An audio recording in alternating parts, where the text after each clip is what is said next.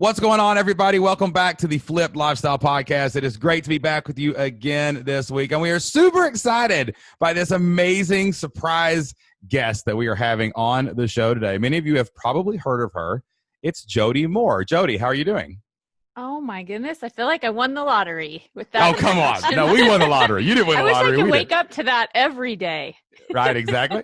Now, Jody, let me for real quick, I want to tell you the story of how we give you a little background. A little backstory of how Jody ended up talking to us today. And then I want you to tell everybody a little bit about you. But we were on a member call a couple weeks ago, and someone said something about, hey, you know, I heard somebody was talking about you guys on a podcast. This was just in the chat, almost like side chatter of what we were talking about. Yeah, so it's like people talking to other people, and they were like, hey, you know, this was a great podcast. And so Jocelyn, we look it up, and I'm like, Jody Moore. Who's Jody Moore? I think and the name sounds is familiar. Like, so we look it up, and we're like, oh yeah, Jody Moore. And she's got this podcast, and I was like, Jocelyn, this podcast has like 1 million reviews. I was like, wait a minute, what?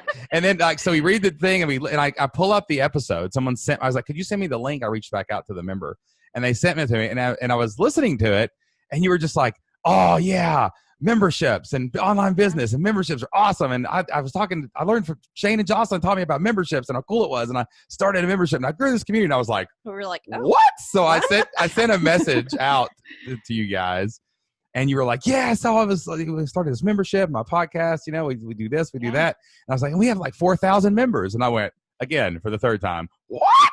So, you know, I'm like, I was freaking out. So fill in the gaps here, Jody. What happened? Yeah. What do you do? What is your podcast about? And how'd the membership get rolling? Yeah, it's such a fun story. So I am a life coach, which sometimes sounds strange to people, but I specialize in working with women. I started my business almost 6 years ago, wanting to help women who were similar to myself. I have 4 kids. And being a mom was the most amazing but hardest job ever. And I just was overwhelmed and frustrated, and I felt guilty for feeling that way because I felt like I should be grateful I have these healthy kids. And anyway, just kind of went down this whole rabbit hole myself that led me to coaching. And then I became a coach. So I coached one-on-one for a while. I did private coaching. And once and that is kind of what led me to starting the podcast too. My podcast is designed to put tools out there for people that can't afford to pay a coach, but also it's marketing and it brings people into my business. Once I was maxed out on one-on-one, meaning I had a wait list and I didn't feel I wanted to raise my prices anymore. I started coaching in smaller groups, but even then I could tell I need to scale and I didn't know how. And my mentor and teacher, Brooke Castillo, are you familiar with Brooke Castillo? Oh, yeah, we are, for sure. Yeah. So she's the one who said to me, hey, maybe you should do a membership. And she just casually. And I was like, I don't even know how that works. And what is that? And she just said, go listen to the Flip Lifestyle podcast. And I said, okay. And I just started listening to your episodes. Like, I love how you bring real people on, you answer questions, you talk about it, just one after another. So when I hear your voices, I feel the same way my listeners do. Like, I can't believe I'm talking to you. I feel like I know you so well. You have rented space in my brain cells somewhere in my memories. Yes. But you know, what's funny is you mentioned Brooke, one of my mastermind friends on our Voxer chat. She put in just like, I don't know, 30 or 40 minutes ago. She's like, you got to go listen to Brooke's podcast today. Yeah, it's funny that you mentioned her. Yes. It's like full circle, you know? Yes. So I just listened. I paid attention to what you guys said. I finally decided I really should join the community so that I have access to the other tools that I need, which was great. I wasn't ever super active in the community in terms of like interacting with other people, but it was perfect for me because I could go there and be like, oh, here's a video that, you know, that Shane did on how to set up forums. Let me just watch that. And then you guys were also there when I had questions and I was stuck, you know, and just, it was all me setting it up, figuring out the tech, all of it. And I just kept plugging away one right after another. And so you guys really helped me get everything set up and started. And I didn't even really get to know you. Like I said, I just popped in for what I needed. And then I just went back and got to work. It's so funny though. Like we think about that when we create things. Like Yeah, that's totally. like the goal. Jocelyn and I always want people to have their next step. It's not about like this Mhm. big grand plan that you do everything we tell you to do, or Right. even showing up for everything. It's like, oh, that's what I need right Yes. now. And you go use That's that right. to do whatever you want to do. And you know what? I would say that there's a spectrum in the community. There are probably some people who are like super dependent on the community aspect, and that's pretty much all they do. But never watch a course. And then there's other Right. people who, you know, pretty much they're self-starters and they just need the courses to get started. And that's kind of Yes. how I am. Like when I buy something, I don't really dive into the whole big conversation. You know, a lot of the education that I buy online, like it'll have a Facebook group or it'll have some type of community aspect, and I very rarely participate in those. And I'm the opposite. I don't even watch courses. I just talk to people all the time. Yeah. That's all I And do. it's just different learning styles, and For sure. Yeah. So how did you present this to your email list, your audience, your podcast? So you're basically known as a one-on-one life coach. Yes. Your podcast is growing. Your audience is clearly growing, and like Yep. you're like, oh, by the way, we're going to start this membership thing. How did you roll that out? I really loved what you guys taught, and I don't know if you're still teaching it the same way, but what I learned from you guys was, listen, you don't have to have a big launch. You could just open the door and maybe 2 people come in and then you keep growing it. And for me mentally, that was a helpful way to think about it. At the same time, I did have a big enough following that I wanted to like get some momentum, but I don't do well with tons of details and complication. So I kept it very simple. I didn't tell myself this is going to be a big whatever launch. I dropped a few seeds to my list. Like I have a new program coming soon that you're going to be really excited about. I am really good at sales. I'll say that. So I really sold people on like, you're going to love what I have coming. It's going to be so much more affordable, which it is. It's $49 a month. And I was charging by the end around $1,800 to do 9 coaching sessions with me. So wow. I just knew I could help so many more people. And anyway, I just kind of dropped seeds about it enough. And I opened the doors January of, what would the year have been? I'm going into my 4th year now. So like 17, 16 maybe? Yeah. And I think I had like right the first week I opened the door, I think I had like 75 people sign up. Wow. That's And amazing. So it was exciting. Validation. Yeah. Totally. Yeah. What's amazing about that is like people always tell us that's one thing that people say is like, that's the opposite of what everyone else says. You're supposed to have a huge launch and activate your network and put all this massive energy in it. And it's like, no, it's just there. And people can come in and out and whatever they want to do. Let's go. Let's just open the doors. That's not to say that method doesn't work for some people. It for does. Sure. Right. But there are other people who get completely overwhelmed by thinking about all of those details, and you need to just do your next step. And we find that most of the people in our community, that's the way that it is. What was it? Was it $49 when you launched? Or was there like a beta or anything? I launched with, I told them, I said, I'm launching with like introductory pricing or something. I think I only charged $34 for like the first month. Right. And just to so get people in. I'm like, get in now. And then you can keep that rate as long as you stay in. And then it went up to 49 and it's been at 49 ever since. So yeah, I agree. I think for me, you know, over the last 3+ years, I've done a semi-launch strategy where every month I've opened and closed the doors and done like kind of some webinars and some extra emails around the open time so that I can say like, get in now, it's going to close on Monday.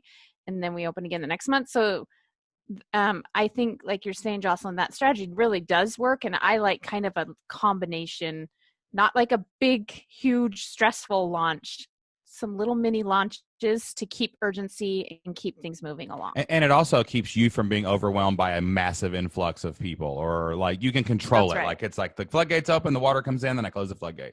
All right, now we deal with the water, and then we open it again and we do it. You know, we can build up the walls a little bit, and you kind of brick by brick, all of a sudden it just starts scaling and getting wider and wider and wider, and now you have literally thousands of people that you can reach like every single day, every single week in your community and, Yeah. literally get massive results for those people that you could you imagine, how could you ever talk to 4,000 people in I a know. lifetime? It wouldn't be I possible to do that, but now they show up. And how do you structure it? Do you have member calls? Is it Yeah, content? Do you have so forums? What do you have inside there?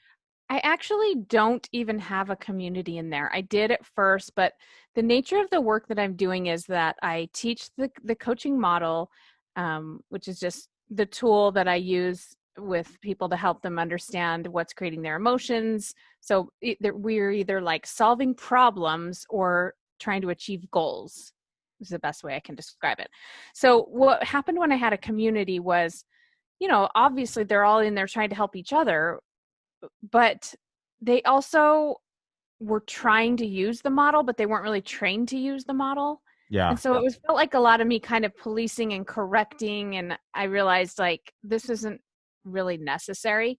So I shut down the community part very early on. So what we do is we have calls. Basically, we have different style calls. I teach them a class every month on a new topic, like maybe relationships or confidence or anxiety, a lot of emotion stuff. Again, goals. Anyway, I teach a class, so everybody gets that class. They can come live or they can catch replays. And then I do calls, either Q&A style or live coaching calls, which are my favorite ones. I bring somebody on Zoom. I coach them. Everybody else gets to hear it. Yeah, kind of like the podcast live, here. Yeah. Yeah, or on the replay, and they learn, exactly like your podcast. Like you learn so much from hearing other people get coached. So Yeah, I love that method, and it's something that I think a lot of people don't think of. They think if they open up their community and it feels really heavy and I don't want to do it this way, well, change it. Don't just say, oh, community doesn't work for me, better do something else. And it's like, it's weird. It's like, I think one thing that we do a poor job explaining sometimes is like a forum or a Facebook group is not what community. That's just a tool that allows people to connect with you and each other. Right. Mm-hmm. And like when we say, curated content, community, and coaching, like those are the three pillars of a good membership site. You're creating that. A football game is a community event, right? You're not talking to everybody. You're there watching the game. Your trainings are a community event. Your Q&As are a community event. And like, that's where you're creating the community. You're just not using a forum officially, right? Yes, that's true. And I do some live events for them that they can come to. That's amazing. We supplement, and they have access to me in writing through like an Ask Jody page. So there's a few other pieces, but the main is those calls and the monthly course. So again, simple to me is the key. For sure. And everybody's got to keep it simple. Like we had problems with that we had two education businesses, her elementary librarian site and the history site. The elementary librarians loved hanging out and talking to each other, right? Mm-hmm. It was like a big vent session. They could chat. They could say, ask questions, whatever. And they would do this like on Facebook, and Jocelyn would have Q&As. And history teachers were just, I don't know. They just like, I don't know if they hated each other or they just didn't want to be around each other. Well, and I think it's a different group too. Like, my people were elementary people, and those people are a little bit different than high school people. But what did get traction was memes. I would share teacher memes and history memes and funny things. And then that would generate like, we have some posts that have been shared 100,000 times. And like, we realized, that's the community they want. They don't want to talk about school. They want to laugh about their problems, and they want to hang out and share and things. So that's how we create community. There is this public page where we just share funny stuff about history teachers. And so actually, and they love it. Every membership that we've had has been different. So one of them, we didn't have really any community component, which was the U.S. history teachers, other than sharing things on a Facebook page. Elementary librarian, I had some forums at one time where they logged into a community portal, but that wasn't working. So I moved it to Facebook. And then on Flip Lifestyle, we still have the forum. Which model. Is like the people, a lot of our members are like, if you ever get rid of the forums, we're gone. Because they love the forums, right? It's just the way we've created it there. Yeah. And that's really the key, is just what do your people want? And try something. And just, So how have you found the energy of 4,000 members? Like, how do you manage that? You know what I mean? Like, do you, like, how do you, one thing that we struggle with is we have so many people in our community. I feel the weight sometimes of leading that many individuals, because like you hear these dozens of individual questions and you feel it, right? Like when someone fails or succeeds.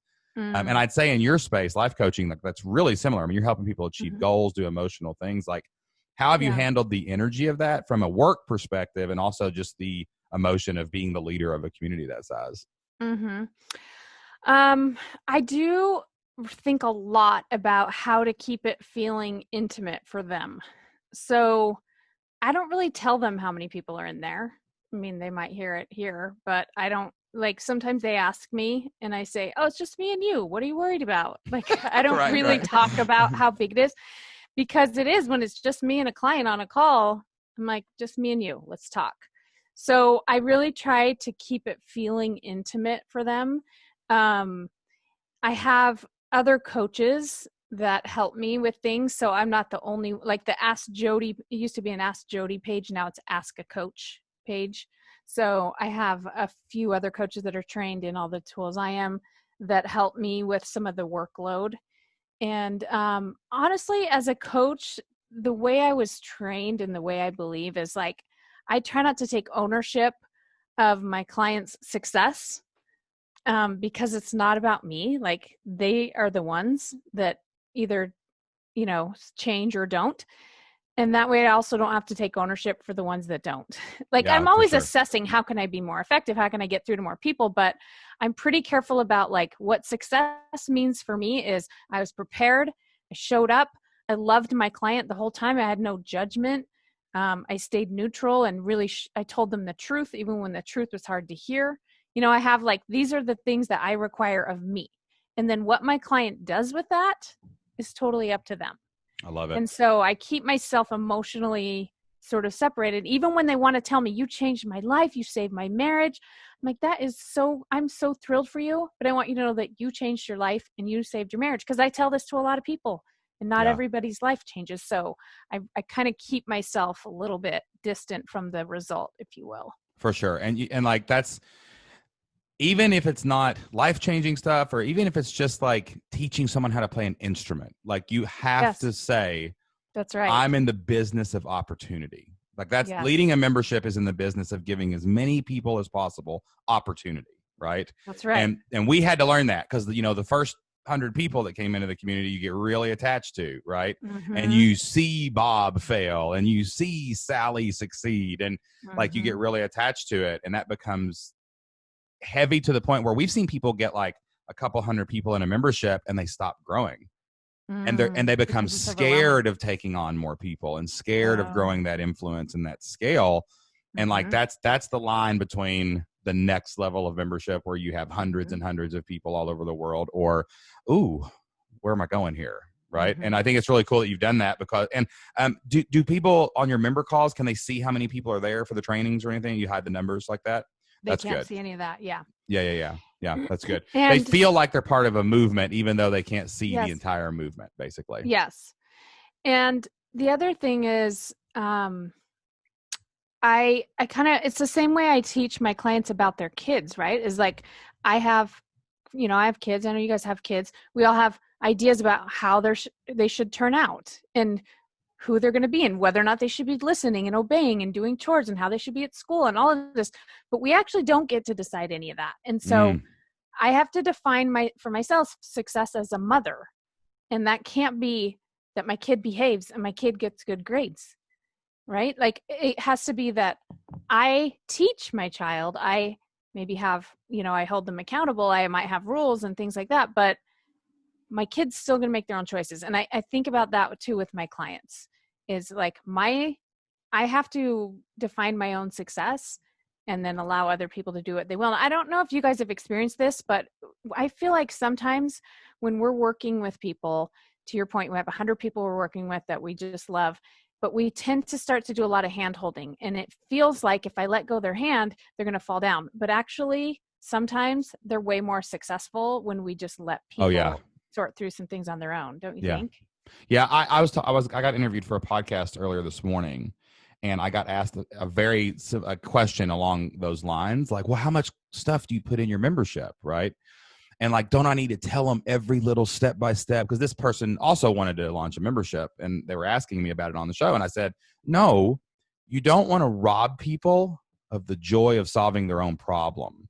You want to give people direction, not instruction. And that was actually a really pivotal moment in everything that we've done, because when we took the instruction out, like, you need to click this button. The step-by-step nuts and bolts. Yeah, you need to turn this thing, like a gear on a factory line. Like, nobody wants to do that, right? Right. But if you just give them direction, like if I say, here's the pillars of a great membership community, and but here's a strategy. Yeah, here's a strategy. But if you want to drop this one, that's fine. Build it, find your solution. I'm a guide walking down a gravel path with a lantern.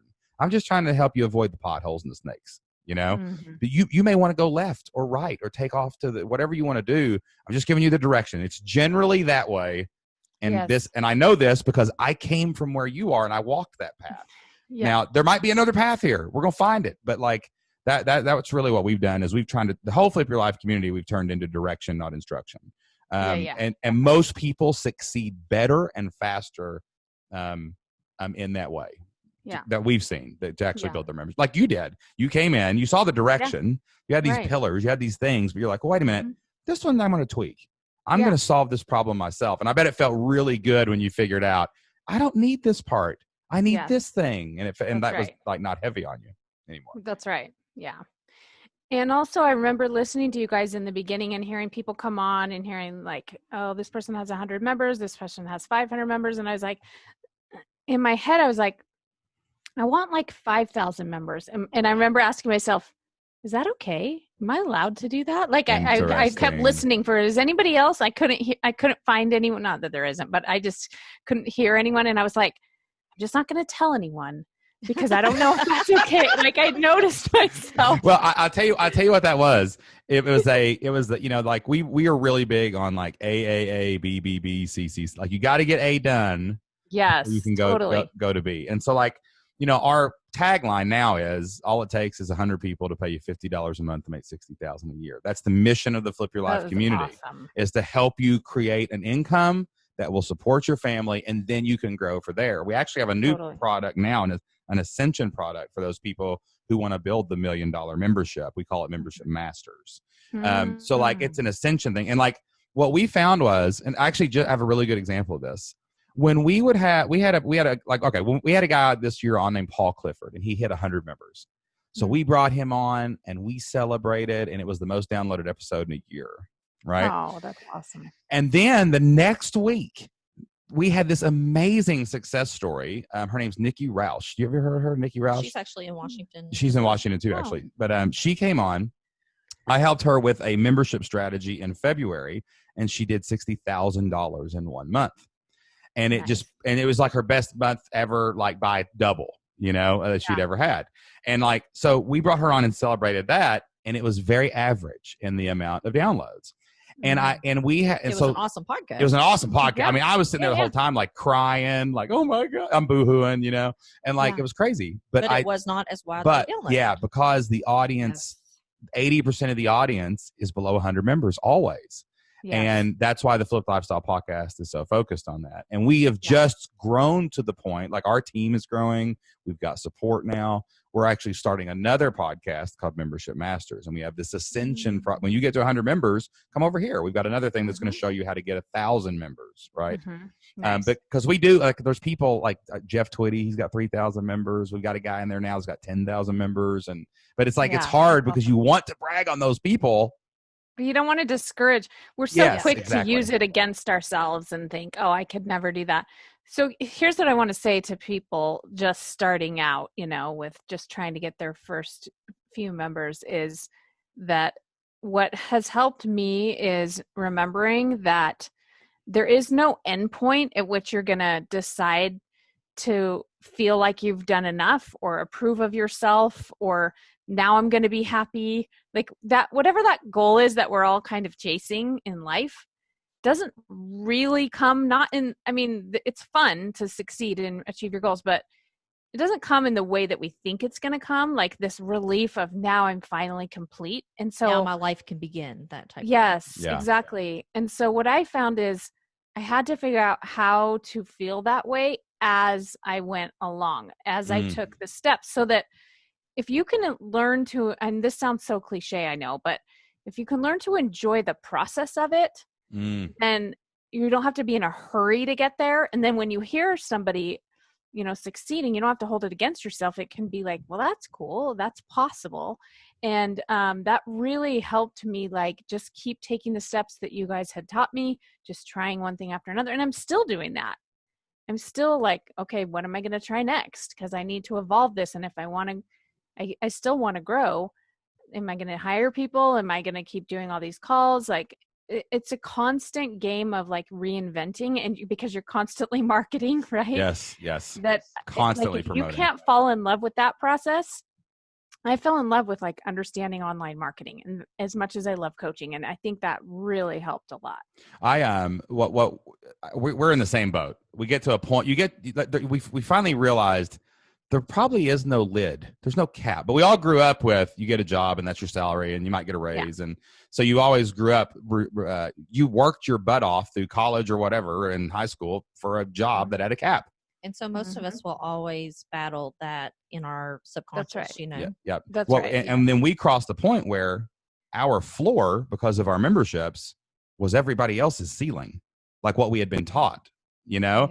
And we were like, whoa, that's a weird space. And it took us a couple years, like, to even get to a point where we could, because we were always the same way. We were like looking at other people and especially in that launch world where you're selling $1,000 courses, like you launch and if you don't make $100,000, you're not a success. Right. But if a membership, I can just give myself a raise every day, maybe get one more member every day. That'll work. Right. And then we developed a philosophy that we call consistent, prolific, and relentless. Like if I can pick one thing and do it consistently, like we podcast and we do a really good job at it. And like, that's our thing. And we're going to podcast. And if we can prolifically share the podcast every day and write emails to our list every day, well, I can control that. I can control if I get up and write an email or post on Facebook. I can control that. And then if I relentlessly follow up with every possible person that even reaches their hand in the sky that says, I'm slightly paying attention to you, good things will happen. I just got to keep doing that over and over and over again. And I think that's where we're at right now.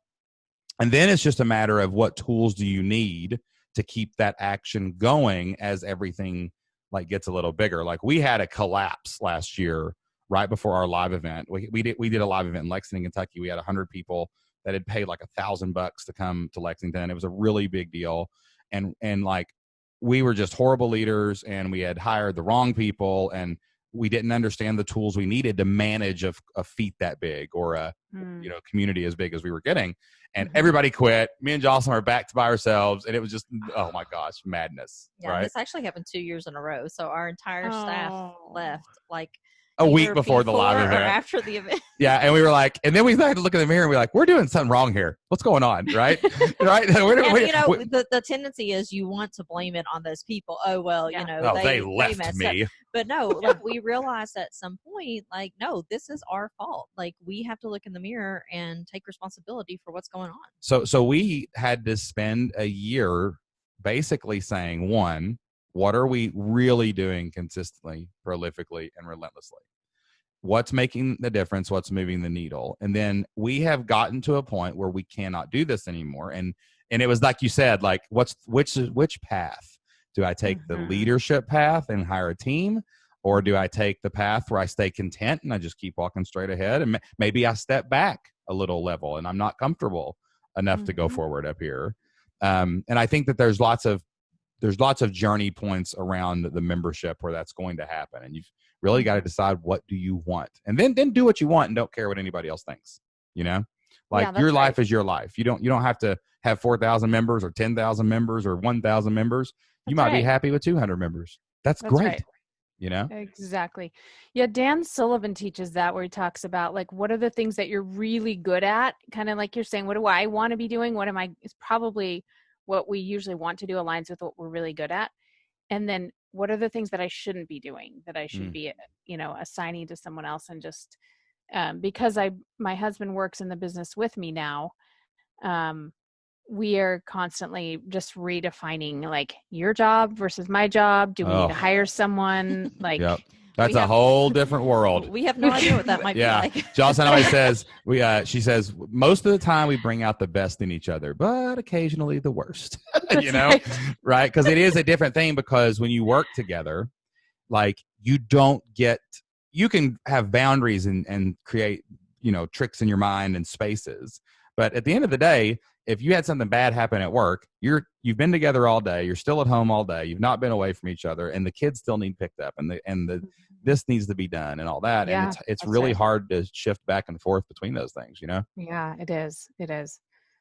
One of the things that helped me is I finally learned not to talk about work, even just a little, like, oh, don't forget, we need to email that thing to whatever, like while we're brushing our teeth or something. Oh my gosh, that's so hard though. I try to just like, we talk about work when we're at work, and then obviously it comes up a little, but the little to-do lists and all of that, I had a coach coaching me that was just like, you have to separate as much as possible your married life from your work life, just for the sake of efficiency even, because he would be like, oh yeah, I'll do that, but he's brushing his teeth, he's not writing it down in his planner, Right, exactly, right? Like then you forget and it's all messed up, then a kid comes in and pukes on you or whatever. Like, exactly. If your spouse / coworker doesn't do something, like, you're going to get really mad at them, and if your employee didn't do something, you might be a little mad, but you're not going to be like, oh, I can't believe you. Well, Jocelyn was talking to some friends of hers last night, and I heard her say something about, maybe when were you talking to Kat and the Merrymakers? I don't know. Monday. She was asked. She said something like, I say things to Shane that I would never say to a coworker. And that's like right? when you know those words, you got to really be careful. That's right. To do that. So let me ask you this, and it's not really about like what's the next level or what do you want to do with this thing, but how do you. Are you in what kind of season are you in with your membership? Are you in a nice consistent season? You're ahead of churn. You're not really pushing. Do you feel like it's a push every month? Are you repeating things yearly? Because that's a different kind of, I don't want to say cruise control. It's a different kind of railroad track when you get to that point where you've been through a couple cycles of years, and you do this. Like, what season are you in right now at that level with your membership? That's a good question. So we got to the point where last year our marketing was working like pretty much like we had it down to a rhythm, but it was still required quite a bit of me time-wise and energy-wise and emotion-wise, because we were doing these, like I said, those little mini webinar launches and things. And I decided, we could keep doing that, but let's see if we can make it a little more evergreen. Let's see if we can get more sales coming in through through emails, and like less of me. Right. A little more evergreen strategy, if you will. And so we've been pivoting to that strategy since the beginning of the year. And then the pandemic hit, and it's sort of been one thing after another. So right now we're what I would call coasting, because we have our marketing figured out that without very much effort, we're still putting money into Facebook ads and things, but without like time and efforting, we can consistently replace however many people we lose every month. For sure. Yeah. And that's nice. If you can beat churn, you're good, Yeah. And so we can do that really easily. I do still want to grow. And so I would guess that comes more from mission and influence though, than just financial gain. Totally. I just think financially we don't need to. Like, I think whatever money we make from that, we'll invest into other areas of the business even and things. For sure. But I do know that there's more women out there that I can help, that I want to be able to reach. Yeah, for sure. Yeah, but awesome. I'm not in a big hurry to figure out how. I'm kind of, like, it doesn't, like with everything going on this week as we're recording this with anti-racism and the riots and all that, doesn't feel like the right time to me to like push for sales. I'm out there helping, but I'm just like slow and thoughtful about how we're going to get to the next level. So I don't know if that answers your question. It makes total sense. And like, I think that you just highlighted something that we may have never talked about the membership model on here. In those times, whether you don't have the energy to go out and push the next launch, or in those times when the crazy times we're living in, where the whole world shuts down for 2 months, or 40 major American cities are on lockdown because of, bad things that are happening, right? Right. Or maybe even just in your personal life, your mom or your dad pass away, or you've got a tragedy you've got to deal with, or you're just sick and you don't feel good, Yeah. The cool thing is about the membership model is it gives you, I think, space to play in the joints. Like, when the pandemic started, I looked up at Jocelyn when they started closing all the things, and our governor came on and said, hey, the next words out of my mouth are going to make some of you unemployed, and I'm sorry about that. We're going to take care of you. And I looked over at Jocelyn and I said, we're not going to make many sales the next couple months. It's not going to happen. Like, there's going to be some, not now, but in a month when people run out of money and things like that. So what can we do that balances out our need to push churn forward and helping people? So we did the longest free trial we'd ever done, and we just put hundreds of people into the community quickly, But even now, like this week especially, has not felt proper. I've not really done anything promotional at all in the last week or two. It's not right. There's just something wrong. But at the same time, we just shift our focus to retention. We've been in our community. We've been improving our member area. We've been upgrading and updating some things. And we did weekly calls for a while. We did weekly calls for a month because people were really needed leadership, So being able to shift based on life and your energy level and what's happening, and knowing your numbers enough to say, well, that many people are going to renew this month. We can afford to wait, Yeah. And I like to ask myself too, like, okay, there's all this stuff. And because the work I do is in the mental and emotional health space, right? With everything going on, I'm like, how can I contribute right now? And I kind of I've always thought about my business that way, with there's sort of like sowing seasons and reaping seasons. Definitely. And sometimes I'm just like planting seeds, and not like strategically, like, I'm going to make money off this, but just like the money tree will grow. Right? Right. Like, this is a time for me to give and help. And so I did a lot of extra free public webinars on how to lower anxiety, how to not worry, how to, stuff like this. Cause I'm like, that's my expertise and that's what people need. And then I over delivered to my members too. I did extra calls, extra coaching. And you don't have that weight of, oh, when's the next sales webinar? Because when's the next launch? Or did I connect my latest affiliate? Like, you don't have that. Because you have the membership model. Yes, totally. I love that about the membership. It gives me the flexibility to do that. Yeah. I got one more question for you, really about like your podcast, because this is like something that we have definitely been talking more about lately. Is we kind of drew out this path of what makes a membership, not a subscription. Like, I subscribe to a thing that I get. Like, that's a magazine subscription. Somebody's going to let that go. But what does a membership look like? And we kind of drew out this path, like, at first you get attention somewhere, then attention becomes an audience, and then an audience subscribes, like, to your email list, right? And then the subscribers turn into members, right? But you're not done there. The members turn into a movement or community or something that feels bigger than themselves. Advocates, right? And then that becomes a lifetime customer, right? That's kind of the path through the membership. Like, and yours clearly, your podcast is amazing. Like, I listened to 2 or 3 episodes when I found out you were talking about us, and I was like, what is going on? And right. What's it like? So I want you to tell everybody what it is, but like, how did you grow your podcast? Was it just consistency and being organic and having real conversations? And was it guesting? Like, how did you do such a great job? Because if you can grow one piece of content, a YouTube channel, a podcast, the podcast is the heart of everything we do. Like, without the podcast, we're nothing. So like, how did you do that? Step by step, I'd like tactical advice here, Yeah, exactly. It's been 5 years that I've consistently recorded every week without fail, including when I had babies. Whatever was going on, a podcast still went live. So I do think a lot of it is just like consistently good content, no excuses for me on the podcast.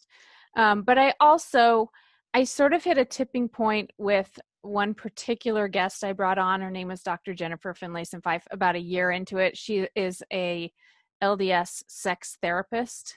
Pretty fascinating and very niche topic and she had a big following, and she shared it, and I saw a pretty significant bump there. And so I thought, most of my episodes are just me teaching, but I try to think about bringing on a guest that will be the right fit, add the right value to my right audience, but ideally also has a little bit of a following. And I think that has helped me too over time. But I ask people too, as I know you guys do, I ask them, if you like this, please share it. Please tell your friends. And they do. I think when your content is good, this is what I was taught, is that if you're teaching good content, people want to share it because they want to feel like they have something useful to share. Yeah. And it raises their status. Yep. It's all Yeah. about So status. I wish I could say it was like this big thing is the secret, but as you guys know, I really do think it's just There's no easy button. There's for no anything, easy right? button for any of this. It's a marathon. I do think every content creator that I've ever met who has created a following, has done one thing really, really well, thought about how to put themselves in the right place at the right time, right? Like you think about like, what does my audience need? Ooh, this guest is really good for this. Like, they also have and building those relationships and working together and just being all together and, doing those things is what really makes you successful.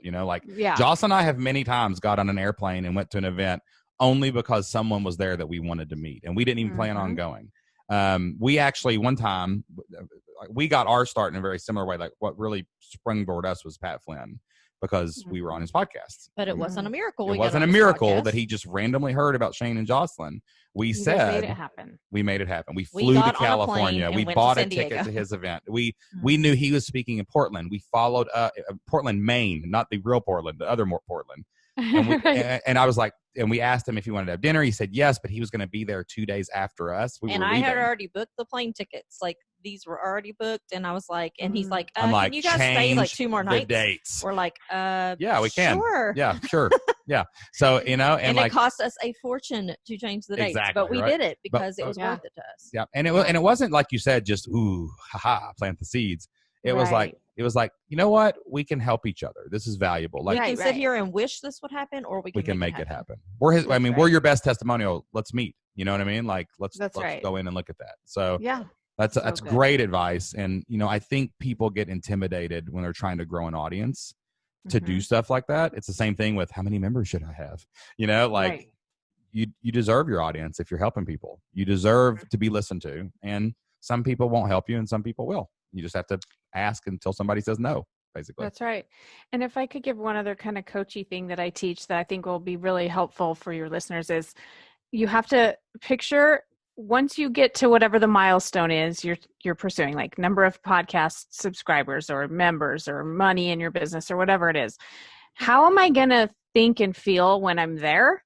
And then your work is to try and think and feel that way now. Yeah. So I remember recording my podcast, and I had a few listeners, but, a lot of them were my mom and her friends. But I remember thinking, but I could see the vision that one day I was going to have a lot of people listening, and they're going to be waiting. Cause I listen to podcasts and I wait like, oh, it's Thursday. That podcast, if it doesn't come out, I'm like, what's the matter? Where's my podcast? I know, right? Where are you at? Yes. Like, did you change something on me? Don't do that. I hate change. Right. That's right. That's right. And so I put myself in that place of where I was trying to go. And I was like, no. Like, when I had my baby, I remember thinking, well, I could take a week off. I'm like, no, if my podcast person took a week off, I would be upset. Right? And even though I didn't have that following yet, I just tried to embody that version of me as I went. And awesome. That is how you enjoy it and how you get to feel proud of yourself before you even get there. If you can really try and embody that future version of you. Is there anything that we can help you with right now? Like that's the question we ask everybody that comes on to the Flip Lifestyle podcast. And I just want to legit pat you on the back because it's amazing the impact that you have built into your membership, and like not just the money and not just the members, but like the real mission and like the ripple that's coming out from your podcast and community is changing the world, not just like people's lives. And that's awesome. So that is, but is there anything we can do to help you? Right now? I guess like the question I was originally going to ask you isn't weighing as heavily on my mind as this question because of everything going on this week. Cause you guys have a big following and a public presence. And I keep feeling a little bit conflicted with like, so people look to me sort of as a teacher. Sure. Just like they do to you guys, and a mentor and a leader. And now we have all of this, all of everything going on in our country, all the turmoil and the anti-racism movement and the Black Lives Matter movement. And I feel like people are looking to me, to like my people that are used to looking to me. And I'm like, hey, I am trying to educate myself, and this is not an area where I feel qualified to stand up and lead and spout wisdom, because I don't think I know enough to be that person. Yeah. And I'm just curious if you guys are feeling that. Oh yeah. How you're thinking about it. I feel like if I say something, it's probably going to be the wrong thing. Oh yeah. If I don't say something, This silence people are is gonna be mad that I'm not compliance, saying basically, anything. right? Yeah. We have been talking about this in my mastermind. We've seen a trend. I don't know if this has been something that has stood out to you, but we've really seen a trend of especially women entrepreneurs just getting slaughtered on social media for saying anything or it nothing, doesn't especially matter even what saying they say. nothing, you know? Yeah. Yes, And that's right. you know, it's really, really frustrating and kind of intimidating. And, you know, I was saying to my group, I really feel like a lot of this is a culmination of, first of all, this coronavirus upending everyone's lives, quarantine, you know, the loss of a normal life, and who knows when that's going to be back. You know, we have a totally new normal. And then you have a powder keg moment where something bad happens. And, you know, I think that is what's really fueling all this stuff, not to mention that all of the people who are commenting on all the social media stuff, they can sit behind a keyboard and say whatever they want. Yeah. Would they say that to your face? I don't know. Yeah. And we've actually, last week I started getting messages from our members, especially like, you know, people of color or people who are really like, you know, really involved in the movement. And I think the hard part is, you know, my brother asked me one time, his son, when he was born, he had to have open heart surgery at 3 days old, and he was going to die. His aorta and his pulmonary artery were in the wrong places. And he asked me one thing. They're very involved in the heart community, and they're very involved in that issue. And he's doing great now. And he's doing great now. He's doing great. But like, you know, and he was asking me when we started doing well, he was like, hey, would you like to donate to this? And I'm like, you know, I love that cause, but I have 24 hours in a day and an X amount of dollars in my bank account, and we actually support these other things. So I can't do that. Right. And that's okay. They're both great causes. Right. But the problem with stuff that's happening now is it feels like everyone must drop everything and only deal with this. So here's how I'm handling it as a leader. And Jocelyn's like, that. This is Jocelyn's great joy. She has me as a heat shield when things get controversial because I don't care. You know what I mean? It's like it's Shane's fault. It's yeah. Go this way. Blame him. Yeah. So I started getting messages like, "Why aren't you saying anything? Are you going to say anything? When are you going to say something?" Right. And I'm like, "Hang on, y'all. Give me time." And I also saw other thought leaders in our space who are usually 40, 50, or 60-year-old men spouting off their wise poetry from on high. Like, you know, this, like, well, here's my opinion. I'm finally ready to reveal it to you all, you know? Yeah. And I'm like, I'm not doing that. I'm not being that guy. And I always have valued conversations over commentary. So I reached out to a friend of mine named Talat McNeely. And when this podcast comes live, actually, we will have already done this. I am a white guy from Kentucky, and he is a black man from Chicago. You know what I mean? Very, very different. But we're also a lot alike. Like, we're parents, we're entrepreneurs. We've had great conversations with Ty and Talat. And I said, bro, let's get together and let's just talk about race. And I don't care what anybody says in the comments, and I don't care about my ignorance, and I don't care about whatever happens. Let's have a conversation about it, and let's air it live. And then if anybody wants to know what we think, they can go listen if they really care. So that's how we've decided to handle this, is just have open conversation with people about these issues, and really just listen and hear and say things. And, you know, it's like telling a bad joke or saying something. I mean, I might stick my foot in my mouth tonight. We're having that chat tonight at 8:00 p.m. Central, and it's on. Praying for us. Yeah, pray for me. Yeah, if I get canceled, I'm coming back as Sean Sims, okay, instead of Shane Sams, right? I'm gonna have fake accounts made. But like, you know, that's I think that's the only way. Like you said, I'm not prepared to deal with this. Like, I don't know what to do, and if you say anybody does, you're wrong.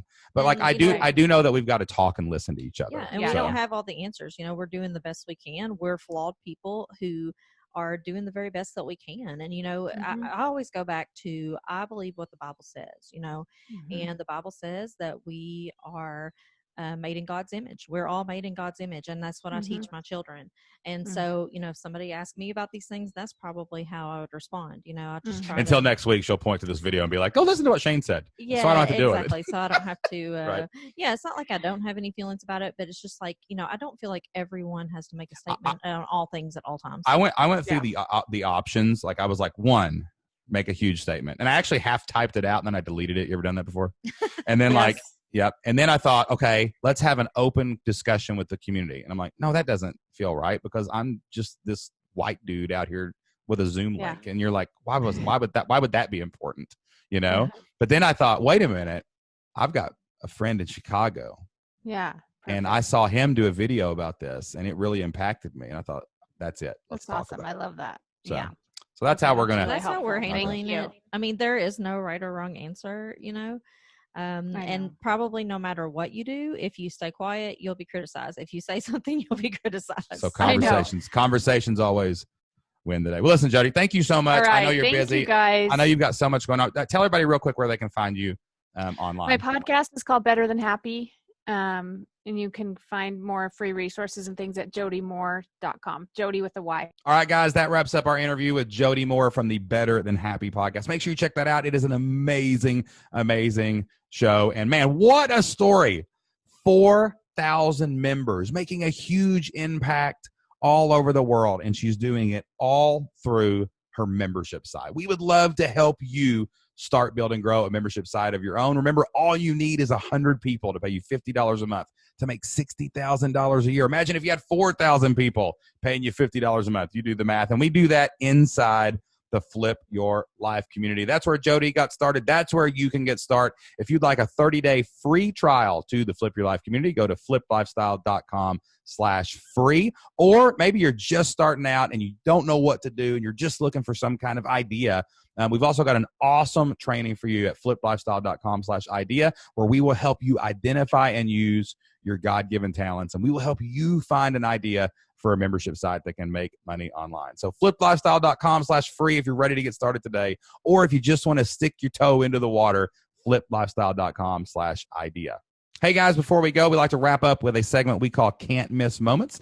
These are things that we may not have experienced if we were working that normal 9 to 5 and we had never started our membership site. And I think that my can't miss moment today is actually finding out that Jody talked about us on her podcast and then connecting with her and and she's like, yeah, I got 4,000 members. I got a huge podcast. I did all of this. And it came from the community, because that is our mission, is to help people do what we did, help other real families. So I think that's mine today. You got anything different? Or is that cool? Yeah, I mean, that's just incredible. I love stories like that. And, just to think that we might have even had some influence, I guess, on saving someone's marriage or Oh yeah, that's true. I never thought about that. All the different things that she does, it's not directly from us, but like indirectly we had a part of that. And that's pretty like we helped her start the membership. She gets 4,000 people and then they go out and do these amazing things. Like that doesn't happen if you don't take action, if you don't throw your pebble in the pond. And, that's the secondary effects, guys, of a membership site. You really, really got to think about that and the impact you can make on the world. All right. And today's Bible verse is from Genesis 1:27. And it says, so God created mankind in his own image. In the image of God, he created them. Male and female, he created them. So guys, go out there with everything going on in the world, everything that's happening on the news. Just remember, you can help someone. You can help each other. We are all equal. We are all the same. And we can all do these amazing things if we get out there and make them happen. So until next time, get out there, take action, do whatever it takes to flip your life. We'll see you then. Bye.